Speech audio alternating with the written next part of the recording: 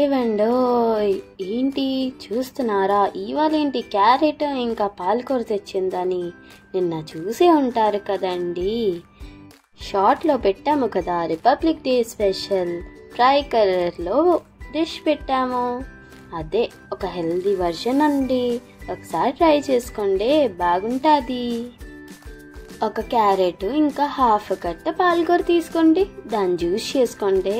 ఇగోండి మా మమ్మీ చూపించినట్టు చేసుకోండి. ఇప్పుడు ప్యాన్లో గీ వేసుకోండి. గీ కొంచెం వేడెక్కాలి కదా. అవును, రైస్ అయితే చూసారు కానీ అది ఏ రైసో మీకు తెలీదు కదా. బసంత్ పులావ్ అండి. వెస్ట్ బెంగాల్ అయితే మస్తు ఫేమస్. ఒకసారి ట్రై చేయండి, నిజంగా మీకు నచ్చుద్ది. ఇప్పుడు టేస్ట్ అంటారా, టేస్ట్ అనేది కొంచెం తీతీగా ఉంటుందండి. దాంట్లోని మటన్ వేసుకొని తింటేనా డెడ్లీ కాంబినేషన్ అసలు. గీ కొంచెం వేడెక్కాక కాజు వేసుకొని కొంచెం రోస్ట్ చేసుకోండి. అలానే కొంచెం తేజ్పత్తా వేసుకోండి.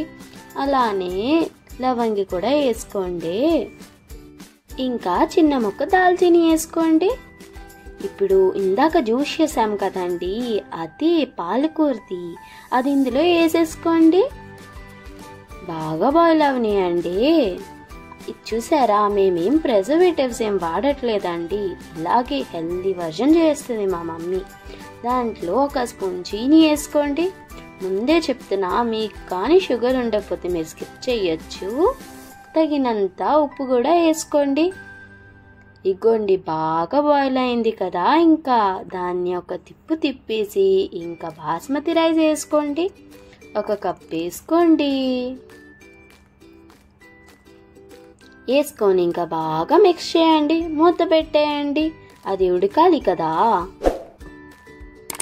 అవును, ఇందాక చెప్పడం మర్చిపోయాను, రైస్ అనేది ఒక అరగంట ముందే నానబెట్టుకొని వేసుకోండి.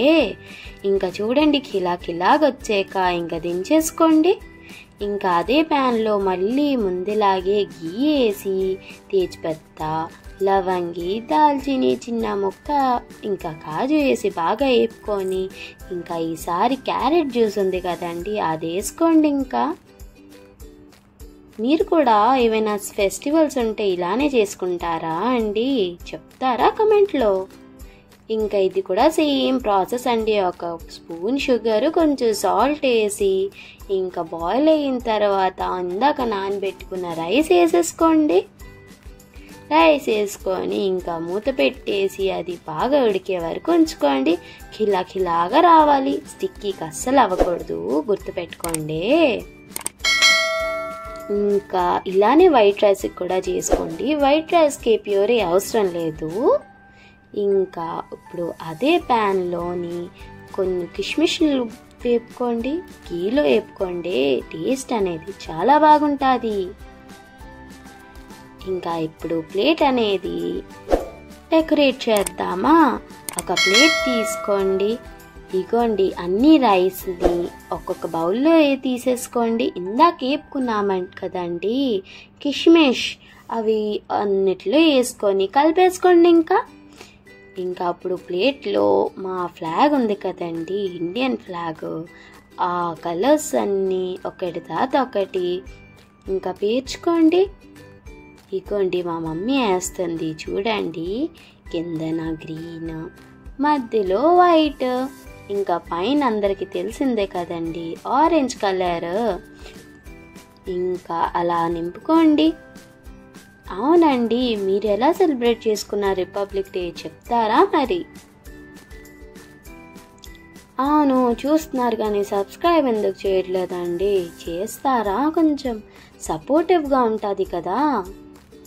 ఇగోండి మా మమ్మీ ఇంకా ఎక్కువ డెకరేషన్ చేసింది మీకోసం. రిపబ్లిక్ డే కదా, జెండా లేకపోతే ఎలా చెప్పండి. Belated happy republic day. సరే మళ్ళా ఇంకా బాయ్. ఓయ్ సబ్స్క్రైబ్ చేసుకోండి.